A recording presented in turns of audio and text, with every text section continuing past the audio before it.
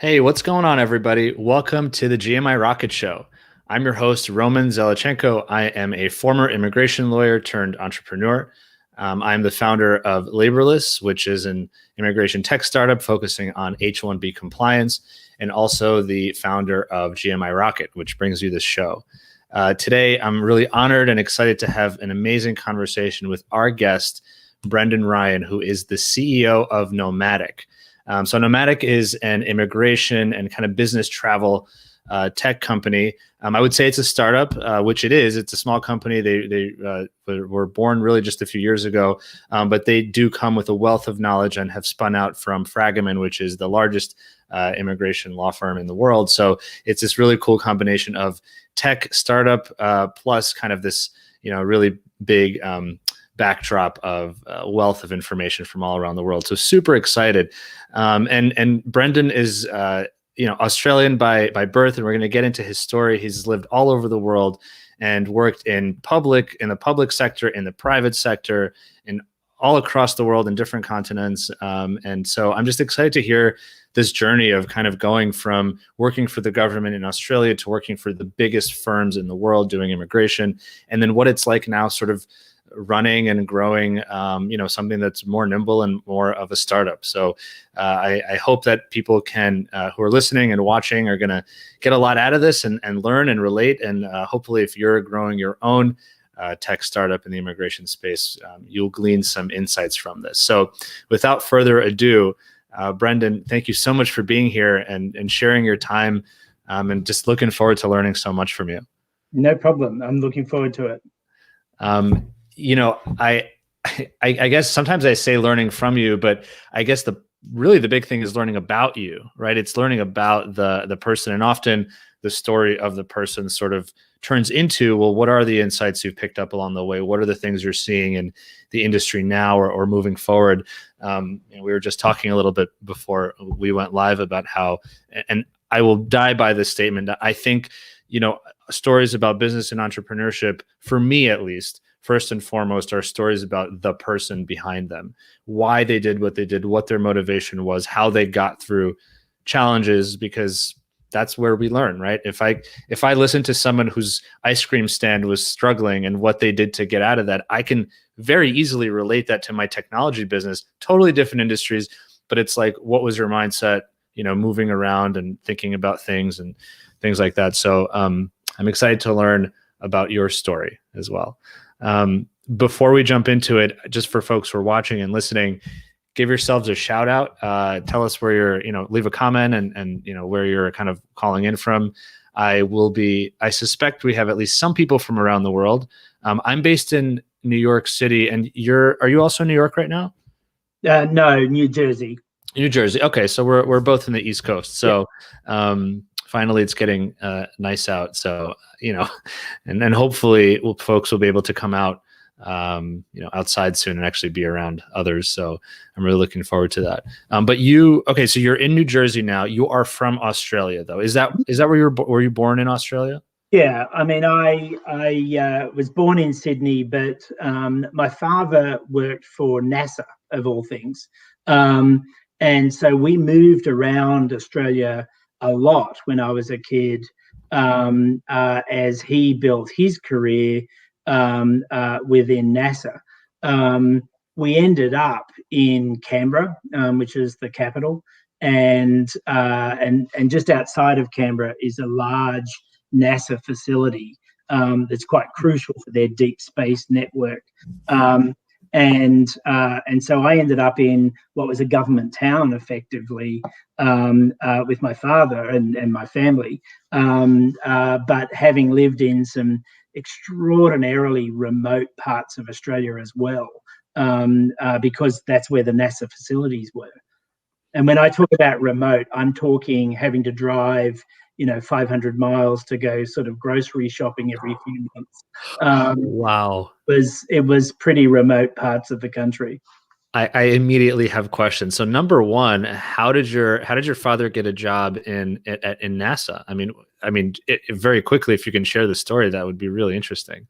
So my father was an interesting guy, brilliant guy, but he actually trained as a Navy pilot, but his only real qualification was as a fitter and turner, in the trades. But his Navy career took him into the space program. And so when we were living in the remote part of the country, I'm old enough that this was relevant. We were living in the remote part of the country in a place called Carnarvon for the lunar landings, and they were part of the tracking. So my father ended up being quite senior in that sort of space, but grew through all of that without any formal qualifications. Wow.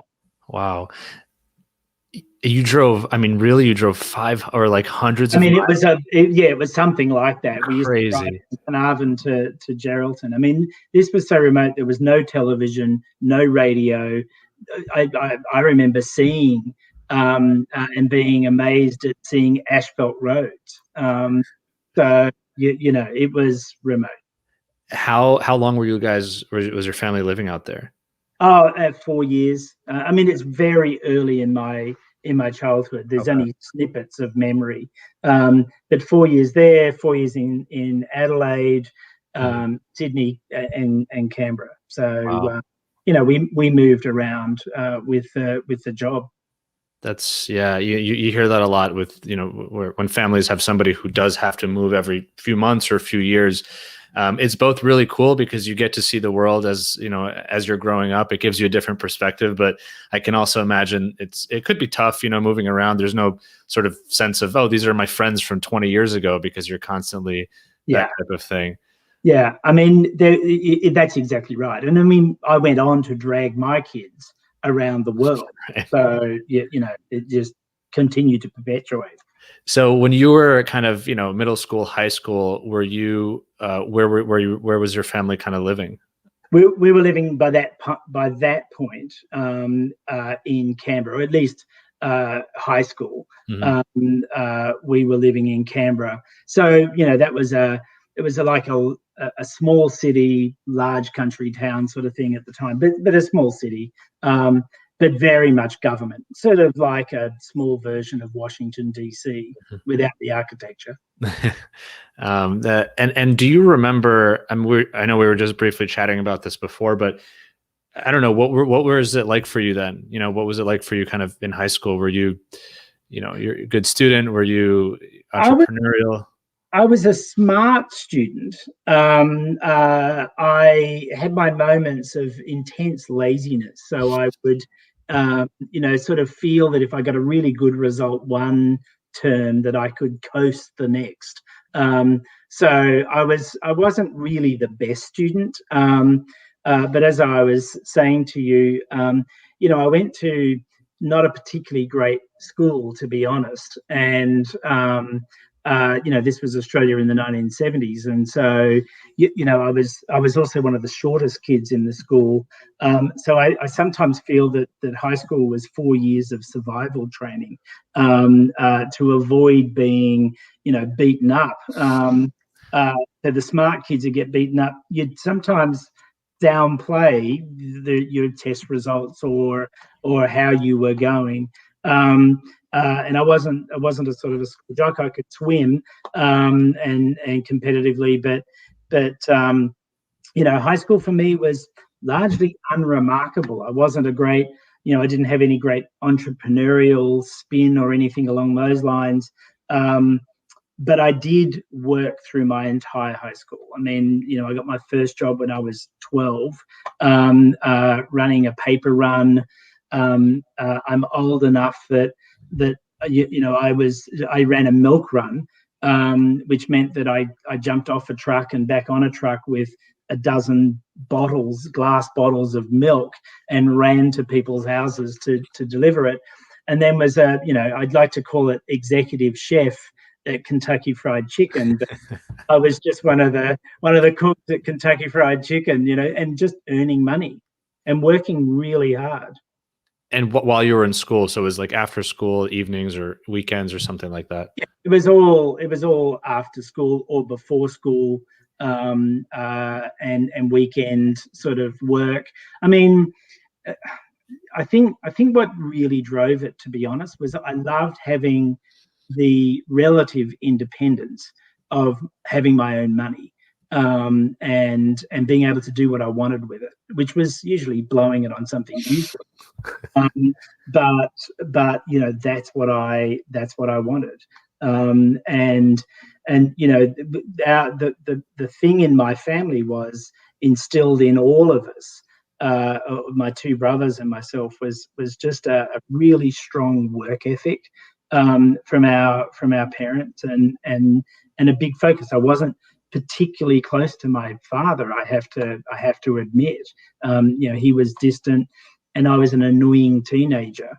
But I did learn that work ethic from him and from my older brother. I really took my lead from him in a lot of my sort of teen years. Can you? I just wanted to share, because you shared that really wonderful story of how when you were collecting 5 pence or 5 cents from folks. Yeah, so my entrepreneurial element was one of my earliest memories living in Carnarvon, was standing at the gate of the local pub, and with my older brother, and standing in front of the gate and offering to open the gate for the patrons at the pub for 5 cents. So we would be the gate kids, and try and earn money that way. So, I mean, this is a fence that was 3 feet high. You could walk over it.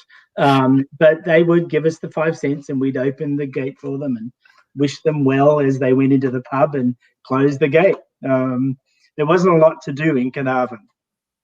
I love it though. I love that story because, number one, you were so young, and I don't know if you remember what you thought about it, but it was something to do. You got this transaction. I'm assuming people were probably quite nice. I mean, you're 2 small young kids, like, but I don't know. I just love this idea of also kind of customer service. I mean, at its very core, you're doing something that these folks can completely do by themselves, or might not even need to do. But the fact that you do it with love, or with some kind of compassion, or just being inviting, it adds a layer of kind of niceness or humanity that people will pay for, frankly. I love that. I don't know. I think we were just playing off the sort of cute blonde-haired Australian kids bit. And certainly, there was a couple of times we got pushed aside, right, and I opened my own gate, kid. But it was, that was just what you did. As I said, there wasn't a lot to do, and we would think about things to keep entertained. So after you graduated, or after you finished high school, what was your next step from there? Yeah, so this is where this is sort of where my career took an unusual path, because I was I started living with my now wife when we were 18, and I was a parent at 20. So high school, when I came out of high school, my focus was on getting a job and earning money. And with having a child at 20, that became really a focus, and I had to become very serious about just what I was going to do to provide for my new family. And I had a second child by the time I was 22.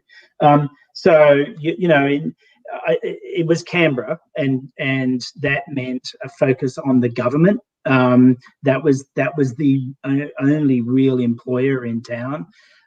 So I sat the exams to enter the public service, and I passed. And at the time, I had a job as literally the photocopy boy in foreign affairs, in the foreign service, the equivalent of the State Department.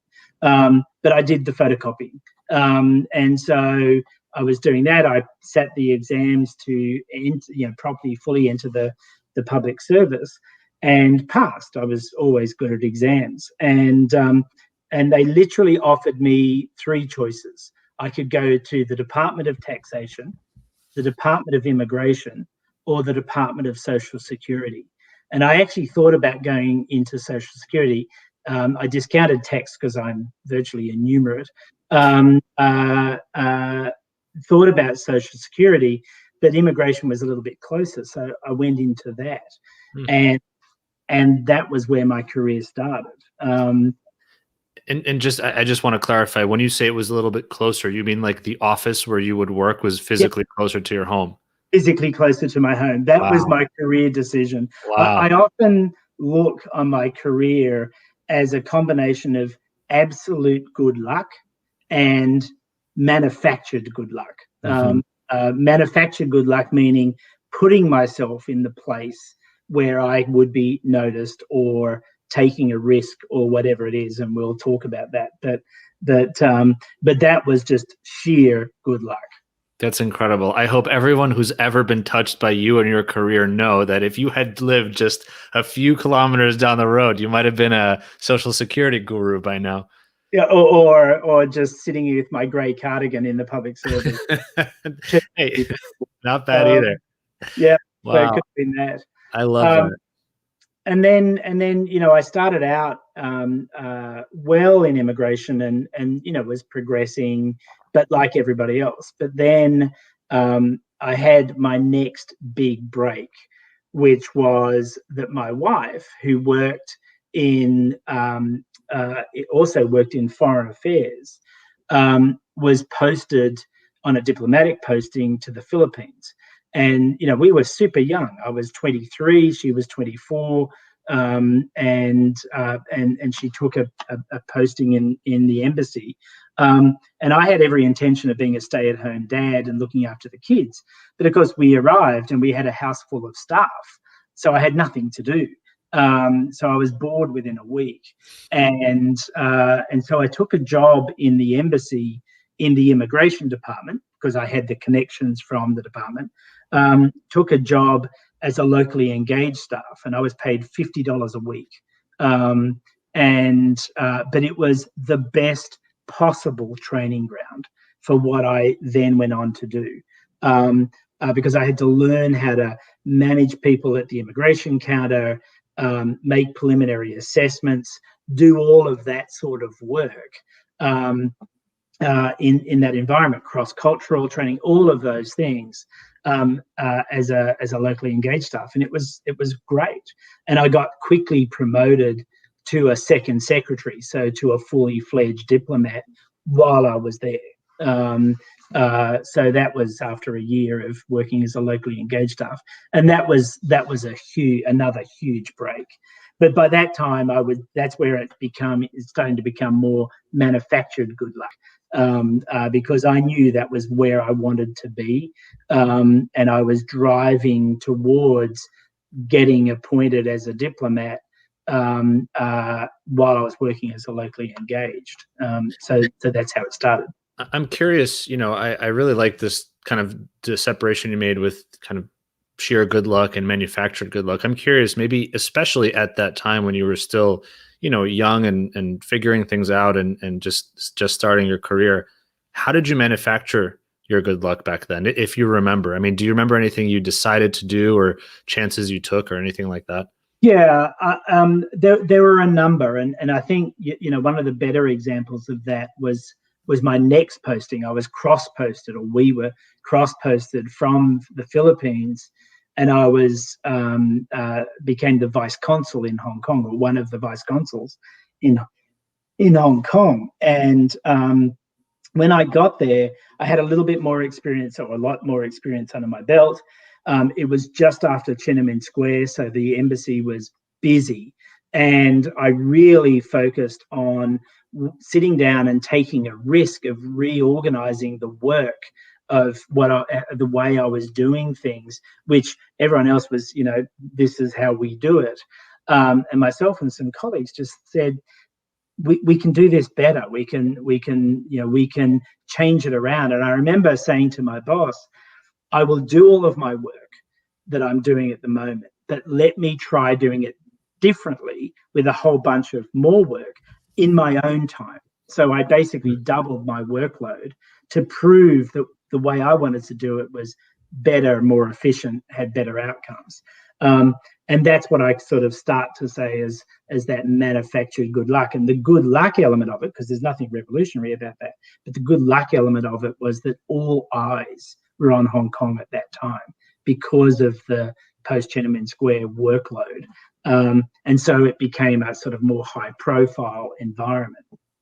And I feel like that also goes back to what you were saying about not being afraid of hard work. I mean, you quite literally doubled your own workload on your own. I mean, you could have just said, "Oh, you don't want to? Fine, I'll go home and hang out after a work day and spend time reading a book." But you said, "No, I want to do this, and I'm willing to spend my time, unpaid, I presume, because it's after hours, just trying this out." Yeah, it was a public service job. I didn't get any more money for it. Right. But I just knew that we could do it, and I ran the risk of failure, of course. But and then I built on that. My success in Hong Kong meant when I came back, and again, here's manufactured good luck. When I came back, I worked for a period on a panel, on the government side of a panel, where there were high-profile business people advising the government on how to develop what became the investment category of immigration. So I was on the government side listening to these business people and learning from these quite senior business members. And that will become relevant in a minute. But I went from that to become one of the immigration minister's departmental advisors in Parliament in Australia, and again, big risk, because that can be career ending because you're associating with a particular political side, even though I didn't do political work, and it was high profile failure. If you didn't work out there, it was a spectacular fall to earth. But I did really well, and again, I was young, enthusiastic, and worked really hard in Parliament. But I learned there about dealing with governments and the power of immigration in sort of nation building sort of policy developments, and we made some amazing decisions. I was involved in some amazing decisions in Parliament around, or in the Minister's office, around developing policies that can be one of the major levers for the economy. I was junior, so I was just sort of observing a whole lot of this, but it was really fantastic. And then, there was a change in government, and I skedaddled to India, sort of thinking this would be, going on another diplomatic posting would sort of keep my profile a little lower. But again, manufactured good luck.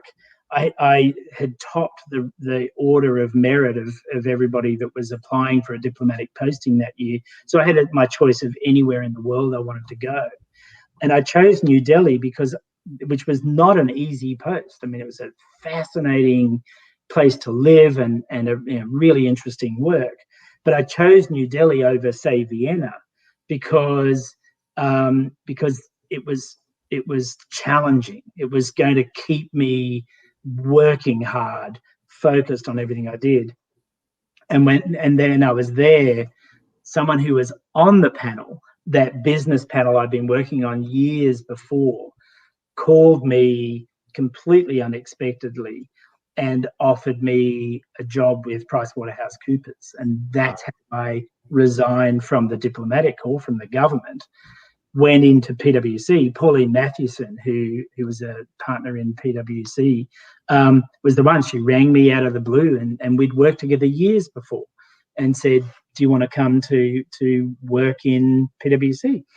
And I'd done 3 diplomatic postings. My kids were getting to teenage years. It was time to move, and so I took the job, and I was made a partner in a year.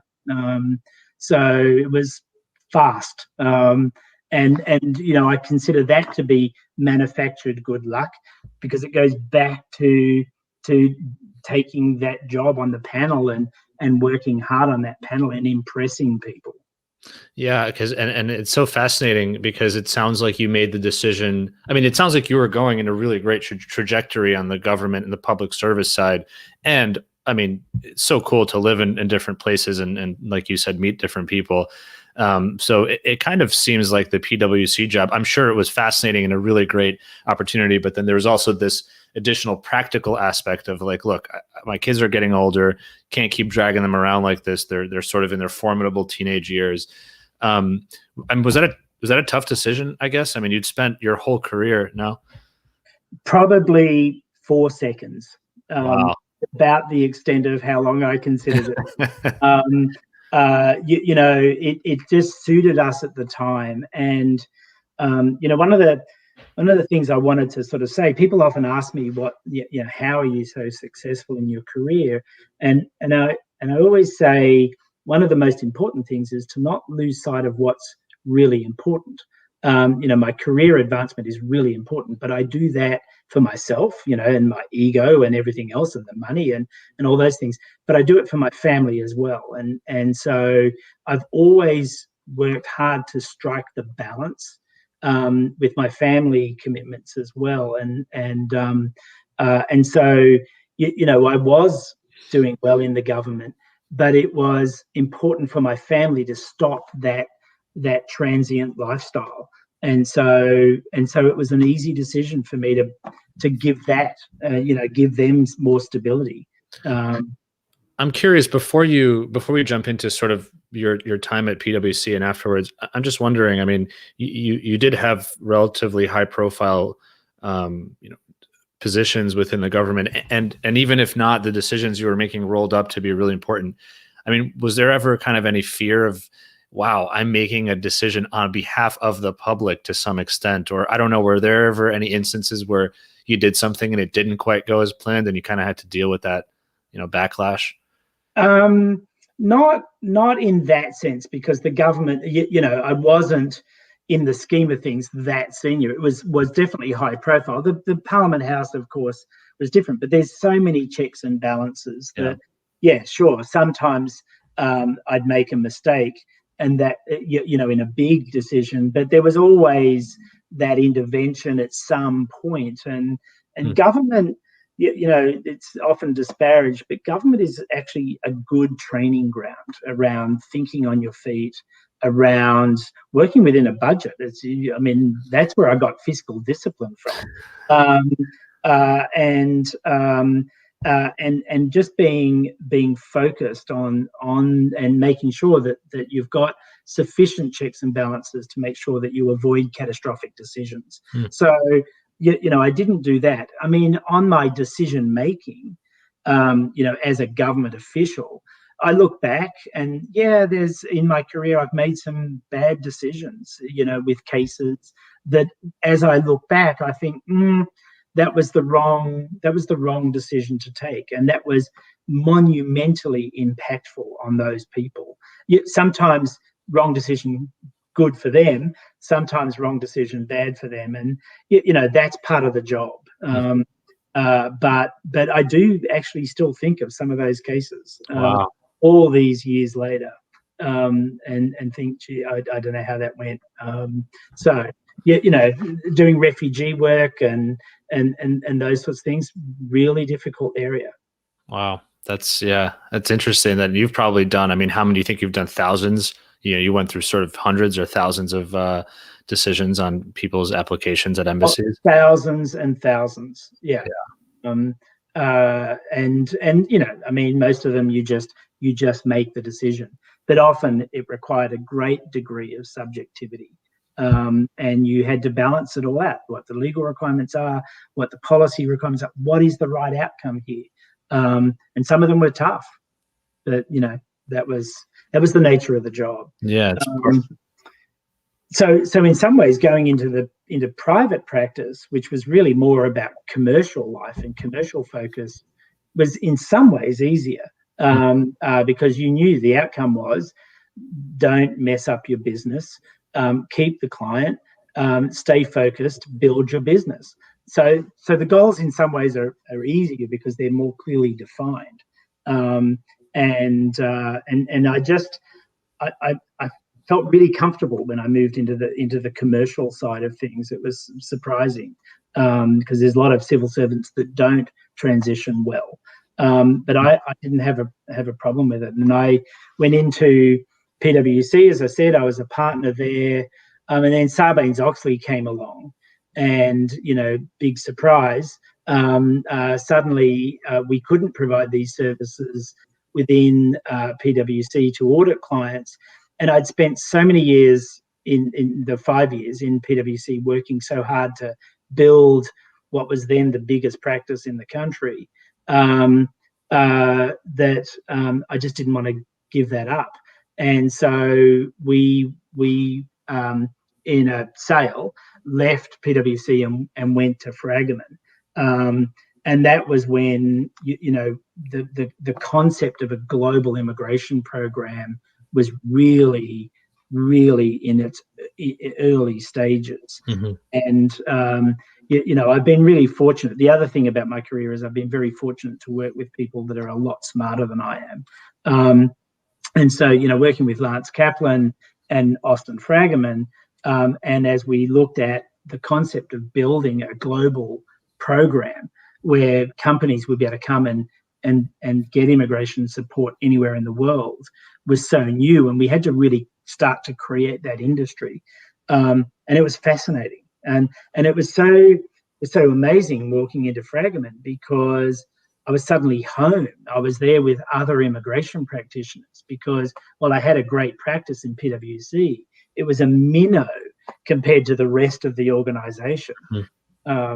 So moving into Fragomen was extraordinary, and then I ran Australia and I ran the Asia Pacific region for Fragomen, and then something terrible happened. Our younger son contracted leukemia, was diagnosed with leukemia, and Wow. and died. And in that year after he died, I was just lost. I worked, but I was just bereft, and that's where I come back to that issue about balancing family, and so Austin and Lance reached out, and I think half because there was a need, but half because it was a rescue mission, said move to the US, and I did, and I've not looked back since. I mean, I moved to South Africa for a while and London for a couple of years to run EMEA, but the US is now home and centered, and so that role just continues to grow, or continued to grow. Wow. The step to leave. That's crazy. I'm really sorry to hear that. It must have been, difficult, but also, I guess to your point, a reminder, perhaps a realignment of priorities and just thinking about family and what's important. I don't know that it was a realignment. I think it was an affirmation, mm-hmm. because I'd always tried as best I could to balance my work and home. I spent a year basically running the Australian practice from the hospital, while he was getting treatment, and I honestly think that what kept our family from imploding so many years would is that we kept those ties. We were a close family, and we remained a close family because we'd always had that commitment. So I didn't need to sort of be reminded of the priorities. It was an affirmation that I got it right, if that makes sense. I've always said to people I can handle an enormous amount of stress at work and I can handle stress at home, but I can't handle stress at both. And so keeping the balance was really important. Yeah, I think that's such a really powerful takeaway. And I'm assuming that the family kind of everyone leaned on each other in different aspects of the day and of life, and how important it is to have a safety net and a support system, whether it's a devastating life experience or maybe even just more ordinary kind of work stress, just to be able to have someone to lean on, I think is important. Yeah. And to have that support, because they understand where you're going. I always talked about work without breaching government confidentiality, but we always talked about work at home and everything else. And so my kids learned from that, and my older son is now very successful and in a completely different field. But we talk business, but we maintain the family ties first. Yeah. And so now you've been so you mentioned that the firm kind of eventually moved you to the US, or you and your family kind of decided to move to the US, but it sounds like you did have some steps along the way, I guess, or some stops where you ran EMEA and other parts of the firm. No, other way. I moved to the US. I see. And was settled in and very happy and comfortable. Then at very short notice needed to move to South Africa for 6 months to just stand up the Africa practice a bit. And then from there to London for 2 years, and then back to the States. So, with all that talk about family stability, my wife and I have moved house 26 times, 7 different countries over the time we've been married. She was very clear and unambiguous on the last move that if I so much as asked her to move house one more time, she would, in the following order, divorce me, take all my money, have me killed, and spread ashes on the garbage dump in New Jersey. So no more house moves. Oh, that's fair. Well, then let's make sure that doesn't happen. Yeah, exactly. I want to, before we kind of move on, I just want to make a quick, just kind of give people some shout outs. So Marianne, coming in from San Francisco. Hi, Marianne. We have Jen Fragomen from London, UK. Thank you, Jen, for commenting and just for sharing this earlier. Really appreciate it. Ken, it's good to see you both checking in from the Canadian Rockies. Looking forward to this. Thank you, Ken, for joining. Always sharing just amazing, Canadian immigration info, but then also just pictures of mountains. Yeah. We got Nicola from Germany. Guten Tag, but I guess it's evening there now. So thank you for joining us, Nicola. And Shiv from Atlanta. Thank you, Shiv, for always being here and listening in. Cecilia from San Francisco Bay Area. Hi, Cecilia. Thank you so much. And we also have Sangeeta all the way from India. Thank you, Sangeeta, for joining. We got a couple of like Nicola says, interesting how small the world feels when you hear these stories, especially with you moving around from place to place. I think that's, it seems so such a bold move. But when you talk to someone who has moved quite a bit, it's like, oh, you can still stay together, keep your life together by doing that. So I think that's really cool. And I also, Marianne mentioned when we were talking about why you decided to go into immigration, that the being close to home was, one of those things. I love it. So we got also Rob Morehouse saying, good day, Brendan. Hi, Rob. Thank you so much for joining. I've known Rob since he was a child in Manila. That's incredible. I love it. Well, thank you, Rob, for joining and for being here. We got a couple other, here, Marianne says, read Pico Iyer when you can. He talks about being a global nomad. So yeah, thank you for that. And then one last comment, Jen says, everything is legal in New Jersey. That's not untrue, Jen, not untrue. I live in New York City, so I definitely know the scent of the Jersey. I don't know if it's the dumps. It's usually the factories creating all sorts of things. But anyway, so just wanted to give a kind of shout out to all the folks kind of joining in. So I guess, you've talked about the fact that you're now in the US and just, can you remind me or us, what year was it when you kind of settled in the US and said, okay, this is where we're staying? So that's a really interesting question, because when we first moved to the States in 2006, we really thought of it as another posting or another sort of assignment for 2 to 3 years, and then we started to have conversations. My wife and I started to have conversations about, well, where do we want to be? Where do we see ourselves when we retire? Now, my son and his wife moved to the US. They live 6 minutes away, but years later. So that made the decision much easier. But we sort of had been in the States for and we held a green card and everything else, but we'd been in the States for a number of years, and we'd had a conversation the night before, and we sort of reached the conclusion that actually we can't see ourselves going back to Australia, and that the US was home, and we loved this area. And I remember driving down the Garden State Parkway the next morning, and all of a sudden it dawned on me that I was a migrant.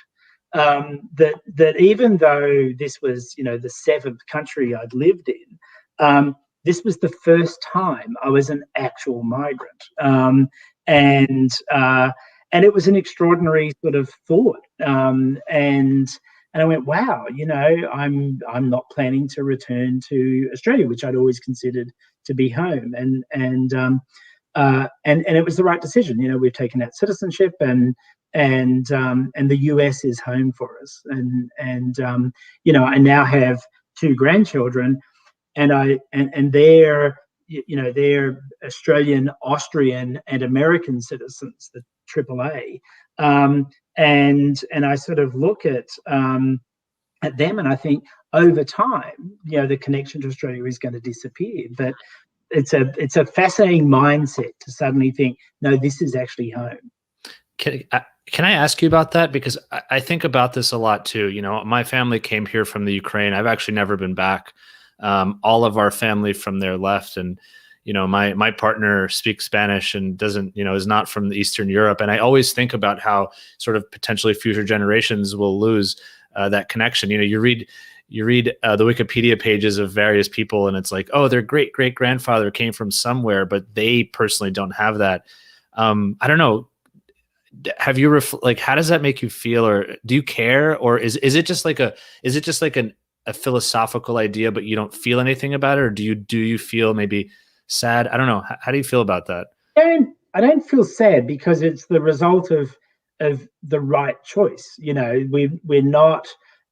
A lot of migrant stories are about needing to leave. We chose to leave, so we're privileged in that sense, that it wasn't a decision that was forced upon us. But does it feel odd? I wouldn't say sad. I wouldn't say you're not wistful about the fact that ultimately my grandchildren will not really have a connection to Australia, and certainly their children will have none. But does that make a difference? It's just odd. I can't describe it any other way. It's just this sort of thought that the branch of the family is now in the United States, and that won't reverse.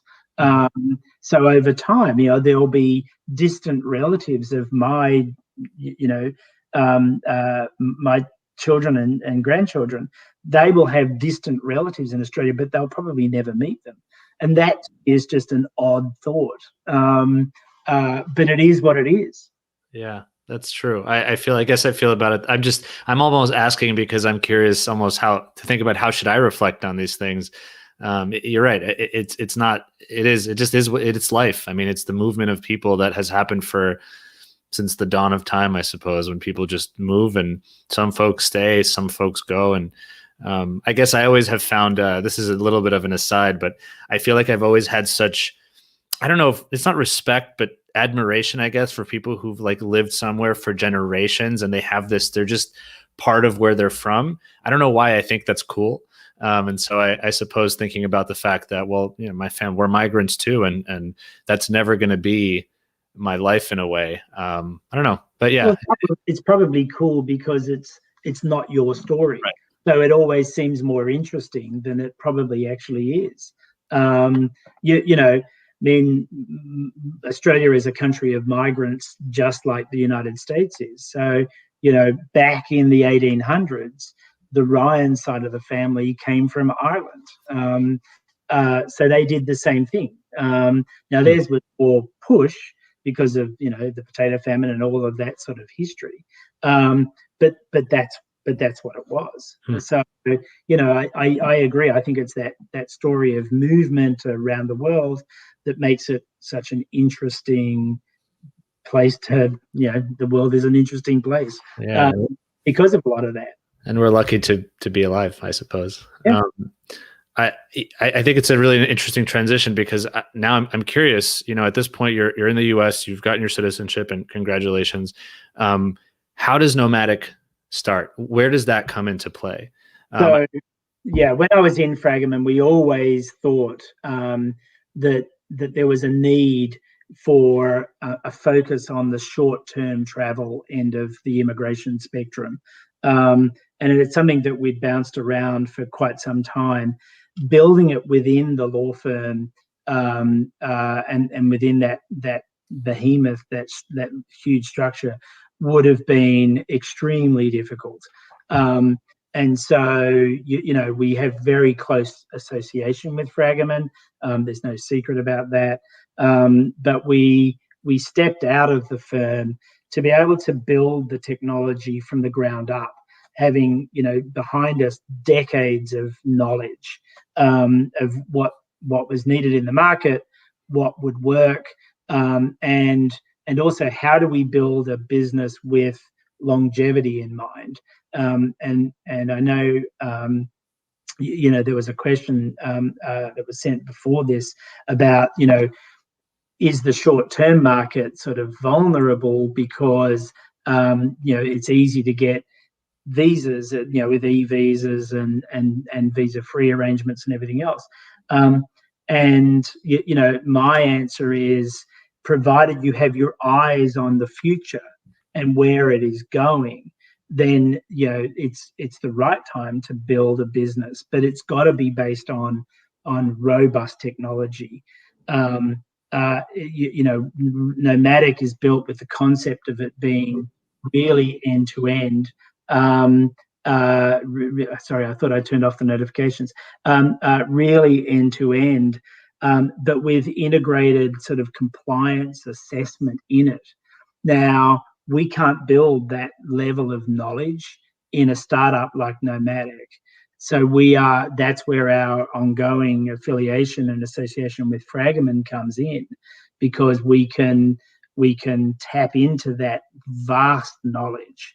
And that's Fragomen's greatest asset, and apply it in the technology. So we're delivering that in a much more efficient sort of way, and in with this specific short-term travel in mind.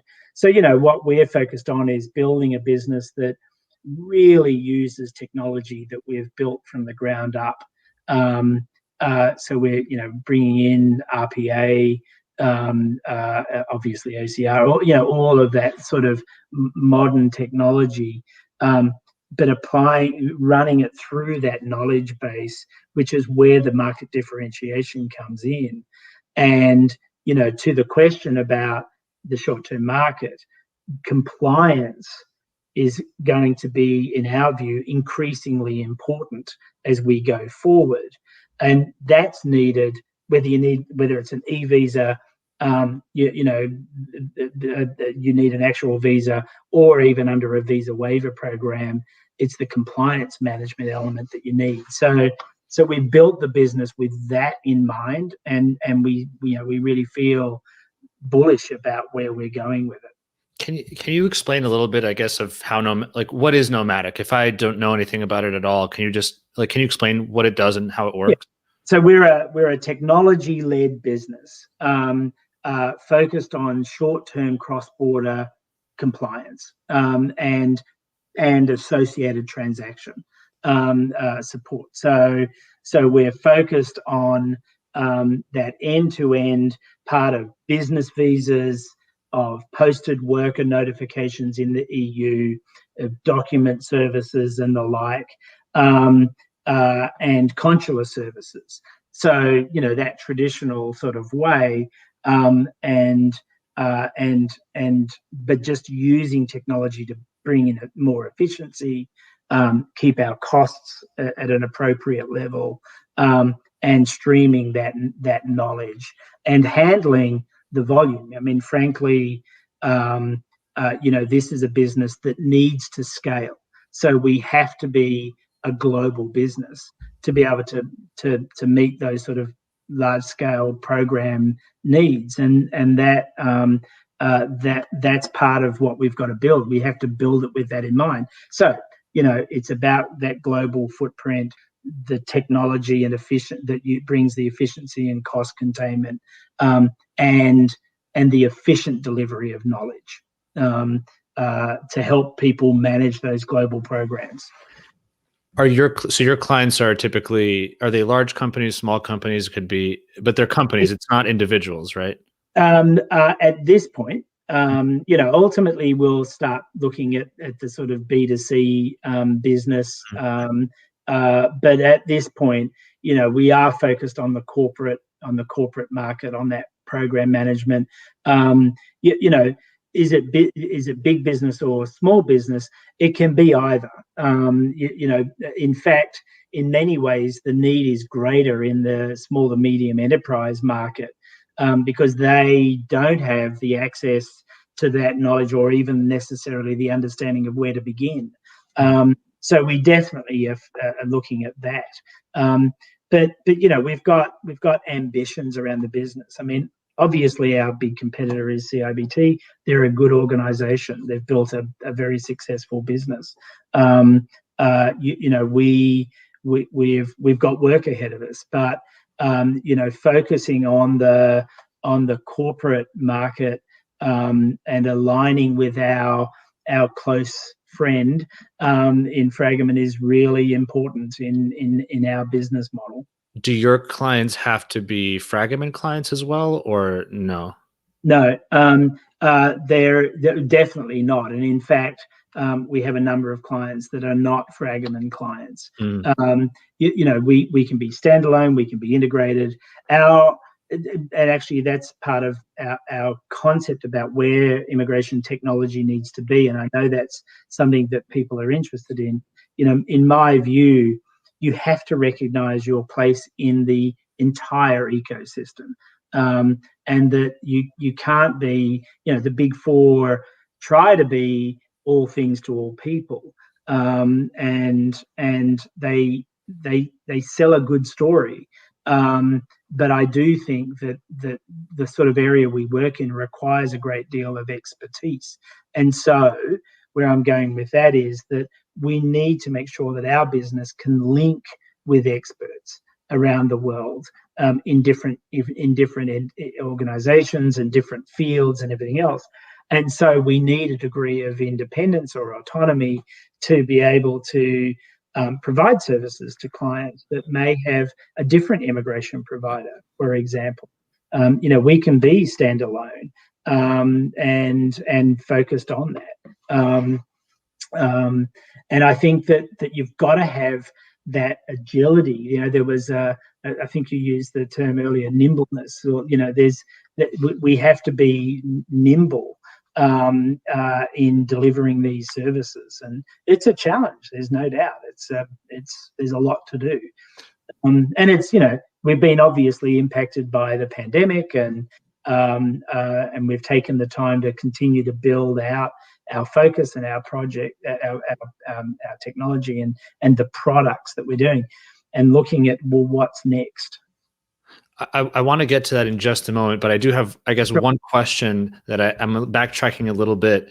But you said I guess this idea was born out of, I'm sure, discussions and things that were being worked on internally. But then, of course, what you mentioned was that spinning off and kind of being an entity would allow for a different experience of building the company. I guess my question to you is, we've talked so far about your entire journey and everything you've done in Australia, around the world, and then, with PwC and Fragomen. Why you with Nomadic? Was this something that you wanted? Was this something that, how did it happen that you became the CEO of the company and sort of, I don't know, can you talk a little bit about that? Yeah. Sometimes I ask myself the same question, particularly over the course of the last year. I've asked that same question, but I am entrepreneurial in my approach to so many things, and I am a great risk taker. and I just felt that it was the right time, that I could see there was an opportunity, a need in the market. That this was the right thing to do, and that I'd done a lot in Fragomen. I'd run every region. I'd spent years on the firm's executive committee. It was time to do something new and challenging.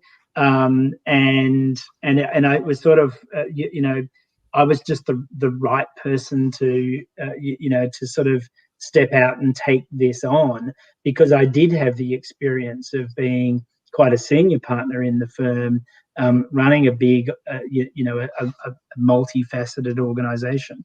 But as I've said, being a senior partner in an organization like Fragomen and being the CEO in an organization is quite different. Suddenly I talked about the checks and balances and the interventions to make sure that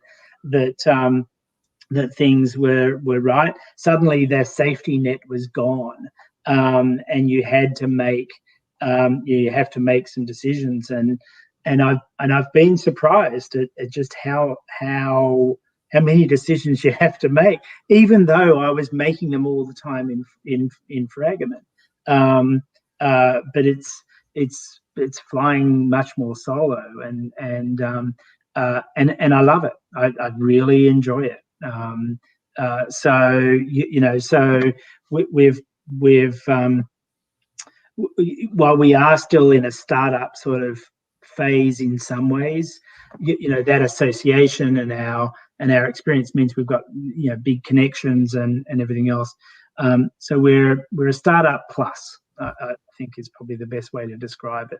That's cool. I like that. I mean, it is a unique and frankly quite lucky place to be in. You have the scrappiness and I suppose creativity and nimbleness of a startup, and you can always kind of rely on or get some support from a really large established organization, which is pretty cool.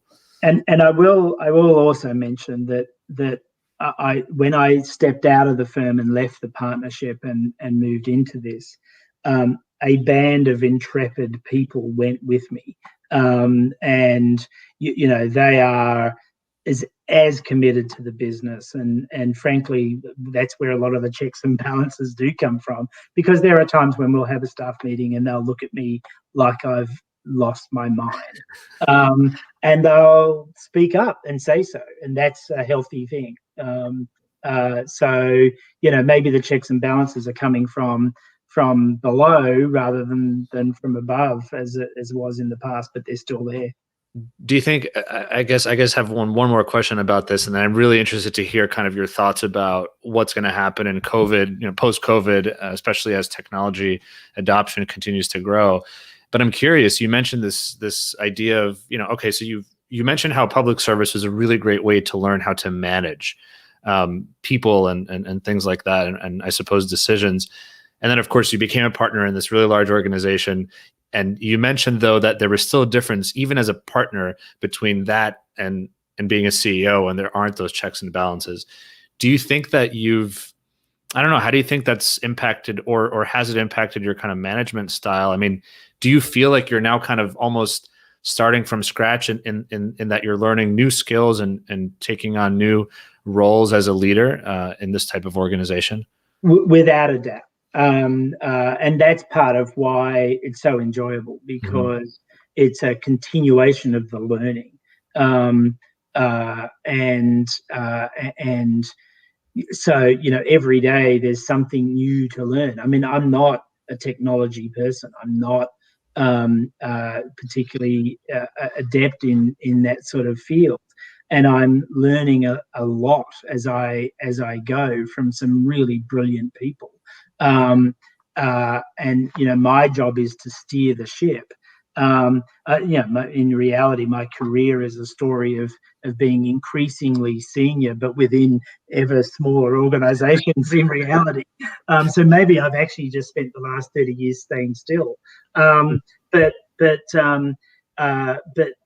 is so much to learn still, and part of it is is different management style. I need to be more collaborative than I sometimes have been in my past, because I need to avoid making mistakes as I go.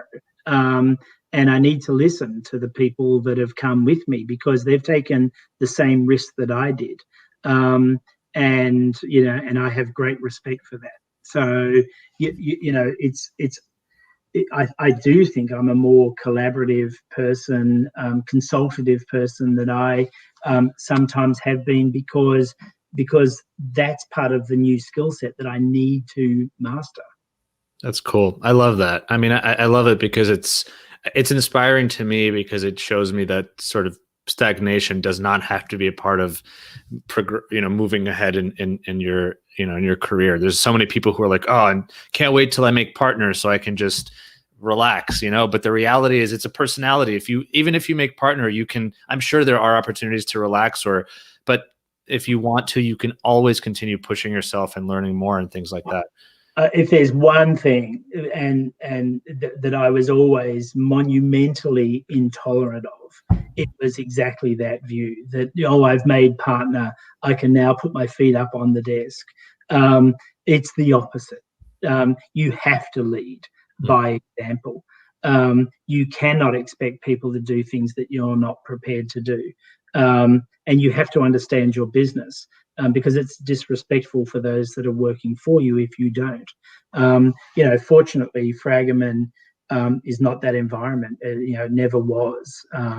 And so I didn't see that, but I certainly have seen it in organisations, and I don't know how you can have that view and be successful. Yeah, I totally agree. And also, it just seems boring. Yeah. Oh, totally. I mean, why would you voluntarily do that? Right. Sort of sit there and just tick off the time. Right. Do something productive with it. Right. Absolutely. So I want to be kind of conscious of your time, and thank you. This is just so cool. And I'm loving this conversation. I'm curious, looking at the world today, right? I mean, I just got my first shot. Finally, my arm sore has gone down a little bit, but the world's sort of changing and moving forward a little bit. There's obviously an awful spike in cases in India and other parts around the world right now.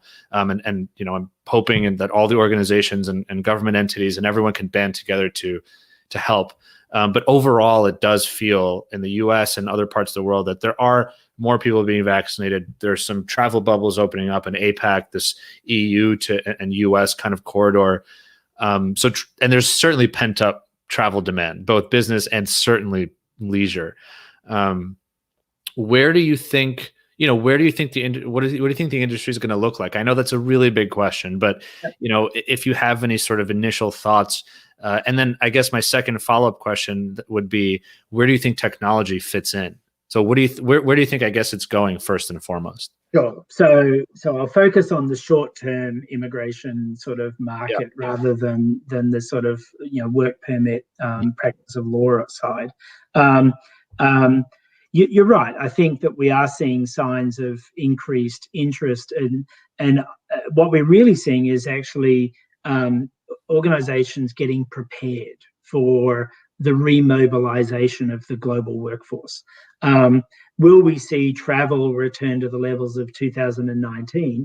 No, I don't think so. Not for a few years. And that's because people are so much more comfortable with Zoom calls, etc. And that short business trip probably will be able to be handled more, on a Zoom call, for example.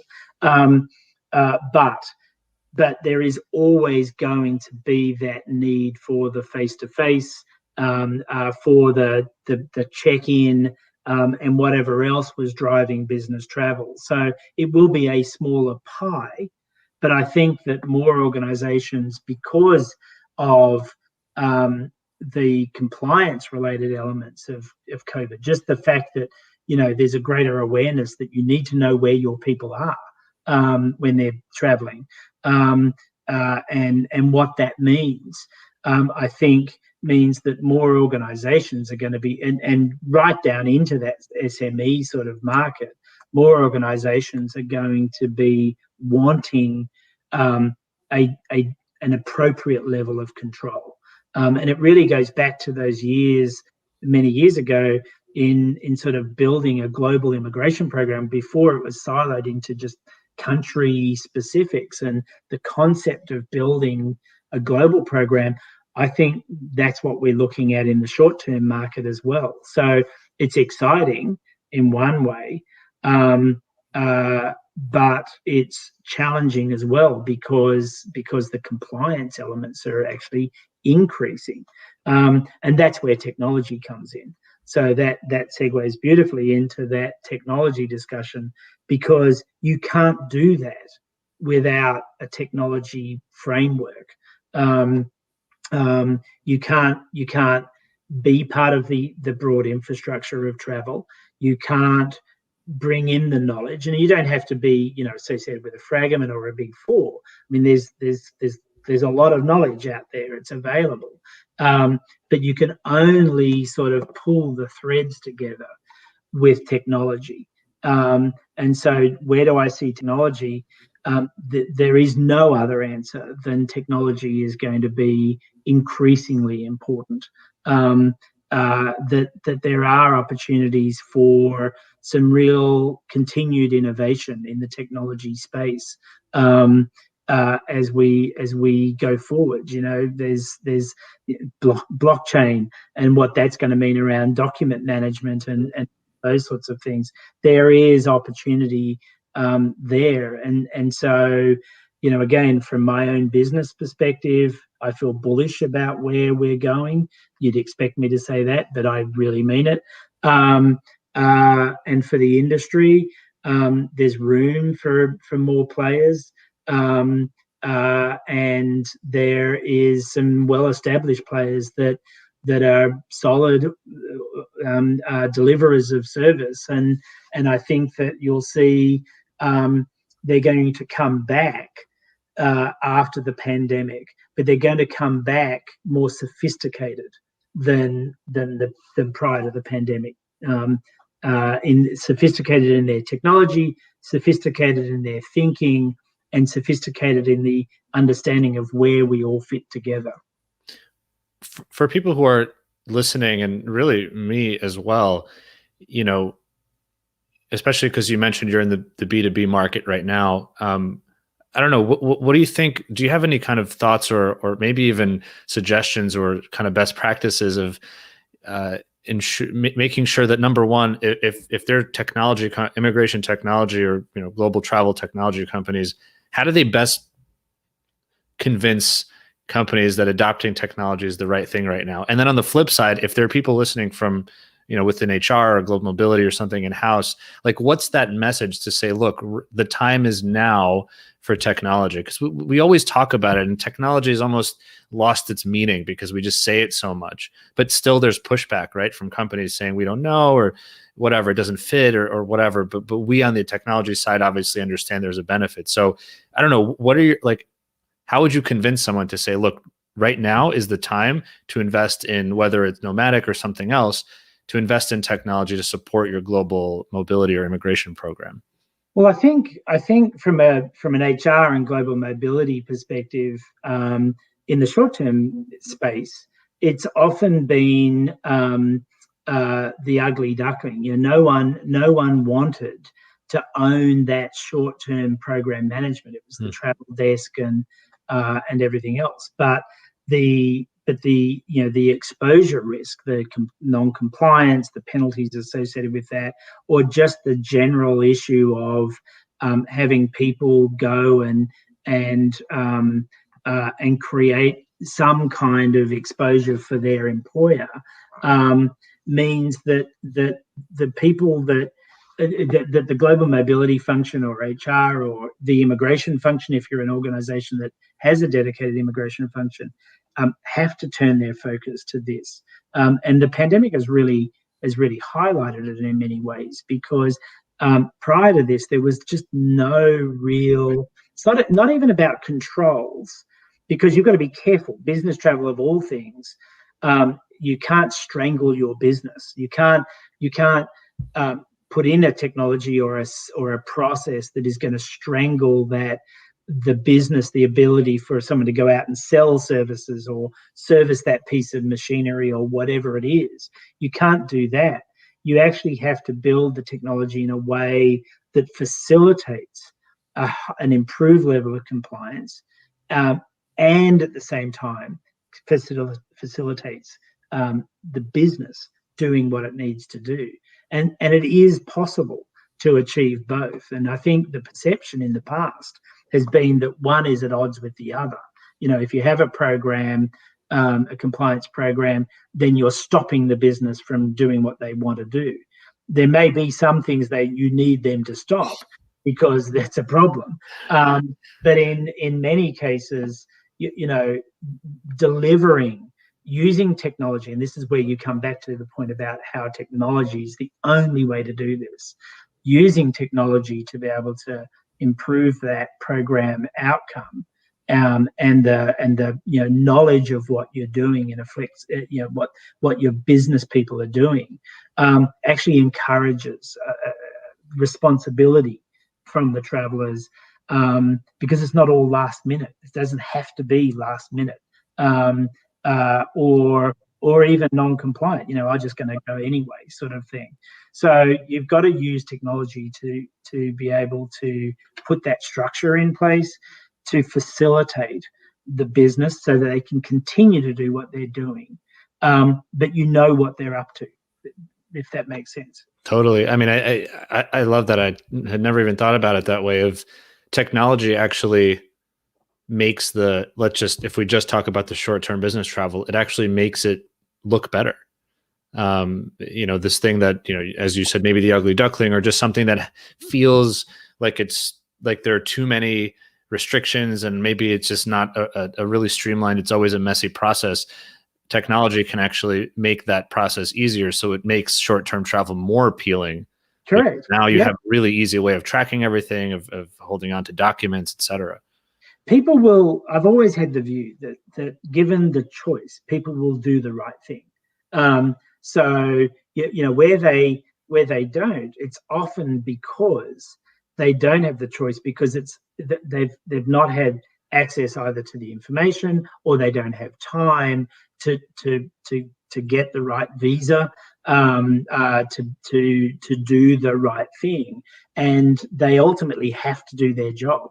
So if you put the structure in place and it's built in a way that it's easy for them to use, and you're taking away the stress of it and the thought that, I have to get on a plane even though I'm on a tourist visa and I should be wearing a Hawaiian shirt and drinking a cocktail, and doing no more than that. It takes away that stress because you've got a framework within which they can keep compliant and do the right thing. And I think that's people's natural, that's where they want to be. The reason they don't often is because they just have run out of time, like, I have to do this, so I'm just going to wing it. Interesting. That's interesting. I usually like to end with kind of one maybe fun question, but before we do that, I just wanted to shout out a couple of people. Marco says hi from Miami. Ken here asks, I guess, what is the future of travel visa segment? Brendan, and I think you kind of really went through that. It feels like at the moment, there might be some. It's going to take a little while, a couple of years, to get back to pre-2019 or 2019 levels, but we'll certainly be there. And the idea, I think, that technology will help move that forward and make it easier. Hopefully, we'll actually have more people travel, because now they don't have to have a headache about, oh crap, I have to go next week and what visa do I need. Everything will be part of the broader infrastructure of the company. Just a couple more comments here. Nicola, when you were talking about separating the businesses of travel management, global mobility, so definitely blurring those lines right now in terms of having global mobility and the management of just actual physical, like the travel, are one and the same. And then Marianne mentioned, just in terms of leading by example, just a good life lesson here in my mind, just a good life lesson of people see you and they want to act the same, and sort of respect for the organization there. I guess I'd love to sort of end with a maybe more light question, I suppose. So how many countries have you lived in? 7. 7 countries. How many countries have you traveled to? Do you know? Oh, no. No.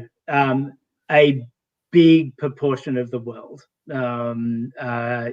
It's more what haven't I traveled to? And in fact, in the US, I've driven across the US twice. I love a driving holiday. And I'm determined to go to every state. So no, I've no idea how many countries I've been to. So certainly more than 100. That's incredible. Wow. So it will be really hard for you to answer this question, but my preliminary question is, are you a street food kind of person? Yeah. Definitely. Okay. Do you have your most memorable street food experience anywhere in the world? I've always said, I said street food, yes. And then immediately I was going to pivot to something else. But my 2 favorite places in the world to eat are London and Singapore. London's not street food, right. But Singapore. Probably my most memorable street food story was eating jalabis in New Delhi, in Old Delhi. On the street, and thinking at the time, there's a good chance I'm going to die, but just magnificent. That and being in Kathmandu, and eating, of all things, a very plain little margarita pizza. I know that's not what you would be expecting, but have that and a glass of beer, and the Himalayas are in front of me, and a whole bunch of Tibetan monks walked past as I'm chanting, as I'm eating. And it's just one of those memories. I'm like, wow, this is an extraordinary thing for a kid from Canberra to be experiencing. But street food. My son is a chef. So wow. Food is in our family is very successful on the fine dining side. So food is something we're focused on. But there are so many. To me, that's what travel is all about. That's such a big part of the cultural experience. It's not just traipsing around the castles and the cathedrals and the forts and all of that sort of stuff. It's experiencing the food and the drink and the culture, and I love it. So I have, as I'm saying it, I'm thinking of dozens of street food experiences that I've had that have just been magnificent. Well, I think maybe if you're still looking for more work to do, I think we'd all love to see the book of Brendan's top 100 street food experiences. Yeah, there's a few in there. Yeah. I love it. Well, Brendan, thank you so much. This has been really insightful and just delightful, and appreciate you sharing so much about you and your life and your journey. And I mean, I certainly feel, inspired. I always feel inspired, but also this kind of like practical feeling of, the careers don't have to just go up and then end. They can keep going off on different branches, and those branches could sort of restart a little bit, but then give you, and it just really, I think, inspiring. So hopefully other folks who are listening and watching feel the same way, and looking forward to, good news and exciting news from you and Nomadic. So thank you so much for being here. Really appreciate it. Thank you. Thanks for your time. Absolutely. Awesome. Thank you, everybody, for your comments and your questions, and for hanging out. What an amazing, it makes me miss travel so much. Just the memory of, I can totally picture just having a beer and a pizza and looking at the Himalayas and just thinking, wow, this is so different. And just the Italian pizza and maybe a German beer or something like that, looking at the mountains. The world is a beautiful and small and interesting and eclectic place. Can't wait to be out there. Can't wait to meet some of you folks in person. as well. So thank you all for being here and for everything, for your support. See you next week for our next episode. And of course, in the meantime, have a wonderful weekend and peace out.